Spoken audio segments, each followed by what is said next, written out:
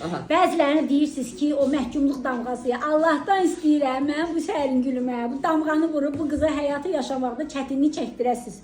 Bu qız artıq həyatında çox çəkib, çox çəkib. İndi artıq xoşbəxt olmağa layiqdir. Və artıq bugündən etibarən demişdim ona ki, çıxdım Məhtab, səninlə bilgəyəm. İndi bu qızımızı qəşəng işə düzəldəcəyik. Bu qızımızın həyatını qəşəng quracağıq. Şükür Allah həyatını. Özü də artıq 5 gün çəkmə müəssisəsindən çıxandan sonra küçədə qalıb hə qızım. Bax o dönəmə də gələcəm hələ. Çünki məhkumlar artıq azad olub, azadlığa çıxdıqdan sonra onların həyatı ilə, onların aqibəti ilə nə olmalıdır, necə olmalıdır, qapının kənarında onları buraxmamalıyıq. Çünki onlar artıq uzun müddət, özü 10 il balaca bir müddət deyil.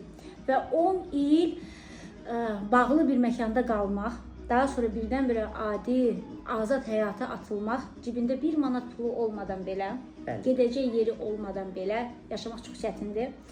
Və Səringül bunu da bacardı, bu güclü qızımız bunu da bacardı və göstərdi ki, yıkılmadım, ayaqdayım və yəni həyatını davam eləyir. Sizdən də onun hər birinizə dəstək istəyirəm, çünki qızımızın bu dəqiqə bu dəstəyə ehtiyacı var. Hə Səringül? Bəli. Səringül çatayət da vaxt tapıb, xoşbəxt ailə həyatda qurur. Ay sənə qurban. Sən bunu da bacarmısan, maşallah. Həmişə azadlıqda. Amin.